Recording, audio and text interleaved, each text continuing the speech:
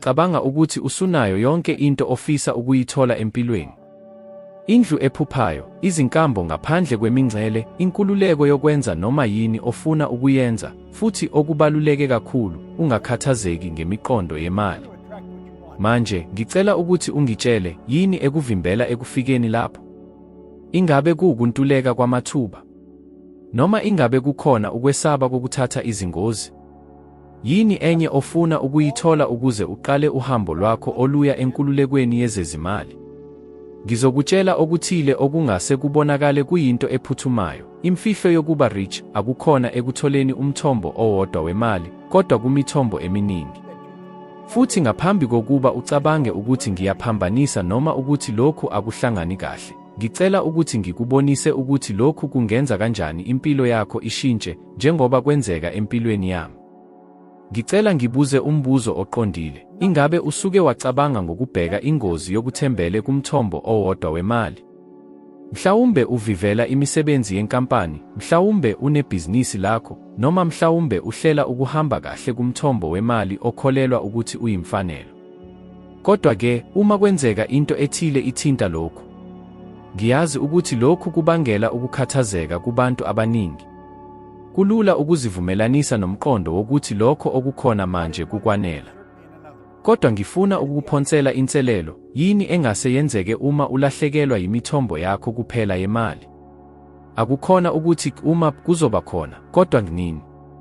Angisho ukuthi kufanele ube nesimo sokwesaba noma ukuthi uphike izinhloso ezidingekile. Hayi. Okukhuluma ukuthi impilo ayinakho ukuqinisekiswa, nokuphepha kwezezimali okudingayo kuzoba ngokoqobo uma unezindlela eziningi zokuthola imali. Indlela eyodwa yokugcina inkululeko yile yokuphila izindlela eziningi zemali. Ngicela ukuthi ngichaze okuthile okungithinta futhi okukhuluma ngendlela engibheka ngayo imali. Kweminye iminyaka, ngangithola imali kuphela kumithombo eyodwa, izinkulumo zami nezifundo. Ngithokozisa ukwabelana ngalokho engikukhumbulayo futhi ngisiza izinkulungwane zabantu, kodwa bekukhona izindlela eziningi lapho kunezithiyo. Kwathi lapho ukuthola izinkulungwane zemali, ngakhetha ukuthatha isinyathelo. Futhi lapho ngiqala ukwenza isikhumbuzo esisha sokuhlala phambili ngokwenza imithombo eminingi. Ngabhala izincwadi, ngathuthukisa izinhlelo zokufundisa, ngabhala izifundo ezizimele, futhi ngifaka izimali kwezindlu. Kuphenduka imithombo yezezimali ezihlukene. Lapho ithola ezimbili, phesheya kwezinye izinkulu kothisha wokuqeqesha njengama-Division TC. Lapho uqonda lokhu ngempela, uzoba nokuqonda ukuthi amathuba akhona yonke indawo ezungezile.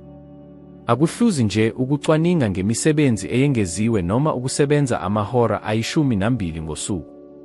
Kuyindlela yokusebenzisa ubuhlakani bakho kanye nezinsiza zakho ukwakha okuthile okuhamba phambili futhi kuhlinzeke ngenzuzo ende. Ukephuza ukuthi ngibhale incwadi. Kwakungekho nje ukubonisa okukhona kimi, kodwa futhi kwakungukudala umthombo wokuzuza okuzoqhubeka ngokuqhubekayo. Futhi wena, ungasenza ini? Ingabe akukhona izindawo lapho ungatshala khona imali? Kutheni ungafundi ngezimali? Kungaba izindlu, izabelo noma ama-cryptocurrencies, izindlela zokwenza ukuthi imali yakho izosebenza uma ulele. Amakhono, kanye nolwazi olungaguqulwa laba imithombo yokungena imali. Kungani ungatshala imali kuwe? Kungani ungavuli ibhizinisi elincane online noma ufundise okuthile okwazi kahle? Ungakhathazeki uma ungakabi nesipiliyoni, ungakuthatha uhambo oluncane, okuthile okuqondene, okukhona nenjongo enkulu. Manje ngifuna ukubuza umbuzo, kwenzekani okukhona, ungabe udinga ukufunda okukhona? Manje, uma ukholelwa ukuthi imali iyancipha futhi kunzima ukuyithola, khona-ke leyo izoba yindawo ophila kuyo. Khetha ukukholwa yini? Akubalulekile ukuthi uvela kuphi noma ukuthi kudlulelwe kuphi empilweni yakho. Okubalulekile ngempela ukuthi yini okukhethayo ukukholwa namuhla. Futhi uma sikhuluma ngokukholwa, ngithanda ukwabelana ngesibonelo esingase sithinte okuthile okutholakala ngaphakathi kwakho. Masikhulume ngo-Oprah Winfrey, owesifazane ophume esikhathini esinzima kakhulu sobuntwana, engenazo izinsiza zezimali futhi engenawo nokwesekwa. Uma wayekholelwa ukuthi izimo azazalwa kuzo zazizoba nomthelela empilweni yakhe, bekungeke kwenzeke ukuthi afeze impumelelo anayo namuhla. U-Oprah ukholelwa ukuthi wayengakha impilo ehlukile kuye, futhi leyo kholo yamenza afike phezulu. Ushintsha indlela akucabanga ngayo, futhi ngalokho washintsha ngokuphelele iqiniso lakhe. Uma uqala ukukholwa ukuthi uyafaneleka okungcono, ukuthi imali itholakala ngokuphindaphindiwe, futhi ukuthi ungaba nesikhululeko sezezimali, kwenzeka okuthile okungamanga. Amandla ayashintsha. Umhlaba uqala ukuphendula emicabangweni yakho emisha nemikhuba. Uma uqala ukushintsha ngaphakathi, umhlaba ozungezile uqala nokushintsha. Ngiyazi ukuthi ukushintsha indlela yokucabanga akukulula, futhi kuvame ukuvela ukwesaba nokungabaza. Kodwa ake ngikunikeze iseluleko esibalulekile: ukwesaba akukhona ngaphandle kokuntuleka kokuzethemba emandleni akho. Unakho konke okufanele ukwazi ukuze uphumelele, kodwa kufanele uqale ukukholwa kulokho. Ngiyazi ukuthi lokhu kungase kubonakale okulula, kodwa iqiniso ukuthi ushintsho olwenziwa ngempela luqala ngesinyathelo esincane ngaphakathi enhliziyweni yakho. Ngizothanda ukwabelana ngendaba ethile engithinte kakhulu. Kwakukhona umntwana osemdlalweni ojwayelekile. Wayethola kahle ukuze aphile, kodwa wayengakaze acabange ukuthi angaba nesikhululeko sezezimali. Wayekholelwa ukuthi imali ibingeke ifinyeleleke. Lapho ngikhuluma naye ngokubaluleka kokuba nemithombo eminingi yemali futhi ushintshe indlela abheka ngayo imali, wayesaba ekuqaleni. Kodwa ngokuhamba kwesikhathi, waqala ukufaka izimfundiso engizifundisa, washintsha indlela yakhe yokucabanga, futhi waqala ukwakha izindlela ezintsha zokuthola imali. Waqala ukutshala imali, waphonsa amaphrojekthi amancane, futhi waqala ukuhlola imithombo emisha yemali. Namuhla, uyakwazi ukuphila ngaphandle kokukhathazeka ngezokusebenza, futhi okushintshile akukhona isimo sakhe esisemhlabeni, kodwa indlela yakhe yokucabanga. Manje, ngifuna ukukhuluma ngento abantu abaningi abacabanga ukuthi iyinkimbinkimbi, kodwa empeleni ingenye yezinyathelo ezibaluleke kakhulu ekuzuzeni isikhululeko sezimali, imali engenayo engaphansi kokulawula. Lapho sikhuluma ngesikhululeko sezimali, sikhuluma ngamandla okuthola imali ngendlela enobuhlakani, ngaphandle kokuthi kudingeke usebenze njalo. Futhi lapha izimali ezingenayo ezingaphansi kokulawula ziza. Ngiyazi ukuthi abaningi bacabanga ukuthi lokhu kungenzeka kuphela kubantu abanothando, kodwa ngifuna ukubonisa ukuthi lokhu akulungile. Imali engenayo engaphansi kokulawula ingaqala ngokuthile okulula, okungatholakala kuwe. Imfihlo ukuthi uqonde ukuthi, ukuze uthole isikhululeko sezimali sangempela, kufanele wakhe imithombo yemali engaphendeli ekutheni uhlale ukhona. Ake sikhulume ngezinto ezitshalwayo. Lapho utshala imali, noma kusezinkundleni zezindlu, ezikhungweni zokuhlala, noma izinkampani ezincane, udala indlela yokuthola imali ephindaphindayo, engasebenzi kanti udinga ukuphatha kuphela utshalomali. Futhi ngizokuqinisekisa into eyodwa: uma uqala ukutshala imali, ubeka izimpande zesikhathi sakho esizayo sezimali. Ngisho noma uqala ngezinga elincane, okungenani cishe amakhulu ama-rands aseNingizimu Afrika, okufanayo okuphindwe kakhulu yi-USD, akukho engabhalela izinto ezinkulu uma kuqala. Gcina ungakwayithe nje ukuqala. Qala lapho ube khona, phinda unethemba. Njengoba unamakhono amaningi okuthola imali engenayo engatheni, impilo yakho yezimali izoba nemfudumalo nokuzethemba. Ingabe wake waphuza imizuzu eminingi ucabanga ukuthi yini engase ibe umthombo wakho wokuthola imali engenayo engatheni? Ngiyazi ukuthi abantu abaningi banesaba uma kuziwa ekutshaleni imali, kungaba ngenxa yokushoda kolwazi noma ngenxa yokwesaba ukuphosa imali. Ngiyawuqonda lowo msindo, ngoba nami ngangikuleso simo, ngingazi kahle ukuthi ngiqalephi. Kepha iqiniso ukuthi, uma uqhubeka ufunda futhi wenza izinqumo ezinezindlela, indlela yakho izoba nokuqinisekiswa okuphelele. Ngikhumbula kahle ukuthi ngaziphiwa okokuqala utshalomali ezindlini. Kwakuhlukumezeka, kepha ngangazi ukuthi ngenza okubalulekile. Ngiqala kancane, kodwa ngokuhamba kwesikhathi, izakhiwo zaba enye yezindlela ezizinzile kakhulu zomholo wami wokuthola imali engenayo engatheni. Wena ke? Yikuphi okwenziwayo ukuqala ukufaka izinsiza zakho zomthombo wakho wokuthola imali engenayo engatheni? Ingabe usulungiselela lokhu? Kuqondile ukuthi ukwakha umthombo wokuthola imali engenayo engatheni akukwazi ukwenza phakathi kobusuku, kepha kungenzeka ngokuphelele. Ngihlala ngisho ukuthi ukhiye kuqala ekuthatheni isinyathelo sokuqala. Kungaba ukutshala imali esikhwameni, ukudala isifundo samahhala esiku-inthanethi, ukubhala incwadi noma ukufaka isitolo esincane. Okubalulekile ukuthi ungayilindi isikhathi esihle, kodwa uqale lokho okukhona.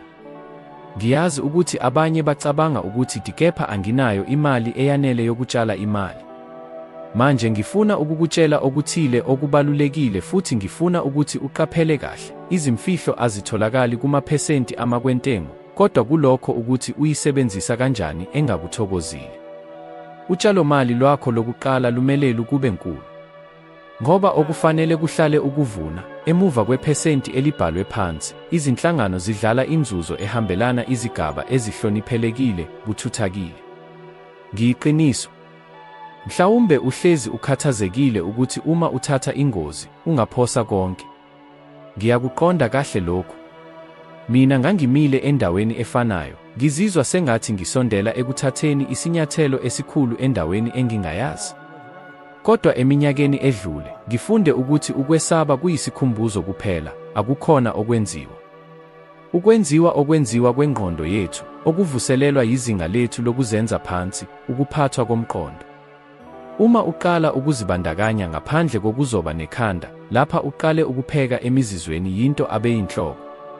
Thatha isinyathelo sokuqala manje noma uma sikhulu. Ungalindi ukuthi ukwesaba kuphele ngokuphelele, ngoba ngeke kuphele. Okuzophela yikhono lakho lokuhlala ungenamandla phambi kwakho. Ngiyazi ukuthi abantu abaningi bacabanga ukuthi ukuze uphumelele kwezezimali, konke okudingeka ukukwenza ukuzikhandla emthonjeni owodwa wemali, nokuthi uma unayo imali, yonke into izoba lula. Kodwa, ake ngikutshele iqiniso elibalulekile, ubudlelwano obuphakathi kwakho nemali, kanye nemithombo ehlukene yokuthola imali obakha, kunezinto ezinzima ezithinta ukuthula kwakho, impilo yakho yezemotion, kanye nokulinganisela kwakho komuntu siqu. Uma uqala ukwakha izindlela eziningi zokuthola imali, uqala ukuzizwa inhlonipho okungasekho ekuqondeni kwakho. Nansi leyo phuzu engilungiselelwe ohlangothini. Ngiyaqaphela lapho ngiqala ukufaka. Nansi ingxenye ethandekayo phakathi kwenu, sinesilinganiso esikhulu emfungwaneni ngendlela esiqeda ekucinjeni, ngokuwa ikhosi. Ngifuna ukubuza wena, bangaki kini abanokuthula kwangaphakathi namhlanje? Bangaki kini abakhathazeka, besaba ukuthi kuzokwenzekani uma umthombo wokuthola imali uphazamiseka? Manje, cabanga ukuthi impilo yakho izoba njani uma ungenamthombo owodwa kuphela wemali, kodwa ungaba nezinye ezimbili. Uzoba kanjani uma wazi ukuthi uphephile ngokwezezimali noma yini eyenzekayo? Le yindlela eqinile yokuba nemithombo eminingi yokuthola imali. Akukhona nje kuphela mayelana nokwenza imali eningi. Kukhona ngokuthola inkululeko yokuphila impilo ofuna ukuyiphila, ngaphandle kokuba uphucwe isikhala ngenxa yokukhathazeka kwezezimali. Uma unamathombo amaningi okuthola imali, uqala ukuqonda okubaluleke kakhulu, uthola isikhathi esengeziwe ukuze wenze izinto ozithandayo, inkululeko enkulu yokukhetha ukuthi umise kanjani usuku lwakho, futhi okubaluleke kakhulu, uzuza ukulawula okwengeziwe empilweni yakho. Manje, cabanga ngempilo yakho njengamanje. Uma unomthombo owodwa noma emibili yokuthola imali ngaphandle komsebenzi wakho oyinhloko, uzoba kanjani? Isimo sakho somqondo nesomzwelo sizoshintsha kanjani? Akukhona nje kuphela ngokwezezimali, kodwa nangaphakathi. Ngiyakwazi ukuqinisekisa kuwe ukuthi lo mzwa wenkululeko uzoba nomthelela omuhle kuzo zonke izindawo zempilo yakho. Iqiniso liwukuthi impilo ayifuni ukuba impi eqhubekayo. Uma unamathombo amaningi okuthola imali, unamandla okuphila ngokuthula okukhulu. Ukukhathazeka nokwesaba okuvame ukuza nezinselele zezimali kuqala ukuncipha, futhi uqala ukubona ukuthi ungaphila impilo enokulinganisela, enenjabulo futhi unokulawula okuningi ngekusasa lakho. Manje, ngicela ukuthi uzibuze, yini okwenziwayo ukuze uthole le nkululeko yemizwa neyomnotho? Yini ongayiqala namuhla ukudala umthombo omusha wemali? Umthelela okufanele kube kuwo kuzoba mkhulu kakhulu, futhi ukuthula kwangaphakathi okutholayo kuyinto engenakubalwa ngamanani. NginguBob Proctor, futhi ngiyakwazi ukuqinisekisa ukuthi ukuba nemithombo eminingi yokuthola imali akushintshi kuphela isimo sakho sezimali, kodwa kushintsha ngokuphelele izinga lempilo yakho. Qala namuhla. Umthelela uzoba mkhulu kakhulu kunezinto ocinga. Imithombo eminingi yokuthola imali ayikho nje ngokwenza imali eningi, kodwa ukuthola inkululeko enkulu nokuphepha kwemizwa. Uma uqala ukudala le mithombo yokuthola imali, awuqinisi nje kuphela isisekelo sakho sezimali, kodwa uphinde ushintshe indlela ophila ngayo, ukuthula kwangaphakathi, kanye nokuqinisa amandla akho okuphila ngokuzethemba. Khumbula, okubalulekile ukuthi uthathe isinyathelo sokuqala, noma kungaba isinyathelo esincane. Njengoba ukhula futhi ufunda, ukuphepha kwakho kwezezimali kuzoba nokwanda ngendlela ongazange uyicabange. Manje, uma uzizwa ukhuthazekile ngalokho okushoyo, qaphela ukuthi isinyathelo esilandelayo sihambile. Ividiyo entsha izovela esikrinini sakho, futhi kuzoba ithuba lokukhuphuka esinyathelweni esilandelayo ohambweni lwakho lokuhlakanipha. Sihlala sizama ukuba ngcono ngo-one nsuku zonke, futhi ngilindele ukukubona kuvidiyo elandelayo ukuze siqhubeke noluhambo ndawonye. Ngiyabonga ngokuba lapha, sizobonana ividiyo elandelayo.